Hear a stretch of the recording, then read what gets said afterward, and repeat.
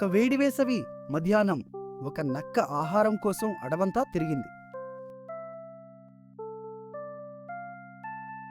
ఎక్కడా ఏమీ దొరకక దాని కడుపు ఆకలితో కూలుతోంది.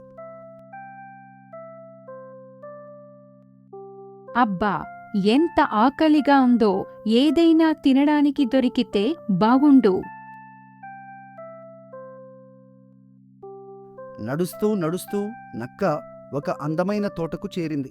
అక్కడ ద్రాక్ష తీగలు నిండుగా ఉన్నాయి. ఆహా! పండిన ద్రాక్ష గెలలు ఎంత రసంగా తీయగా ఉన్నాయో. ఈ పండ్లు తింటే నా ఆకలి తీరిపోతుంది. వెంటనే అందుకుంటాను. కానీ ద్రాక్ష గెలలు చాలా ఎత్తులో వేలాడుతున్నాయి. నక్క గట్టిగా పైకి ఎగిరింది.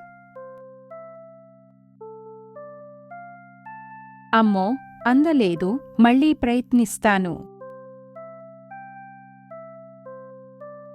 అది మళ్ళీ మళ్ళీ ఎగిరింది. ప్రతిసారి పండు అందకుండా పోతున్నాయి. ఇంకొక్కసారి. ఇంకా. అబ్బా, అస్సలు అందటం లేదు. ఎంత ఎగిరినా ఎంత ప్రయత్నించినా పండ్లు నక్కకు అందలేదు. అది బాగా అలసిపోయింది. ఛీ, ఏం పండ్లు! ఇవి ఎలాగూ పుల్లగా, పుచ్చిగా ఉంటాయి. నాకివి అస్సలు వద్దు. అలా తనకు అందని పండ్లను చెడ్డవని అనుకుంటూ నక్క వెళ్ళిపోయింది. మనకు అందని వాటిని చెడ్డవి అని అనడం సరికాదు. అలా అనుకోవడం మన బలహీనతను దాచుకోవడమే.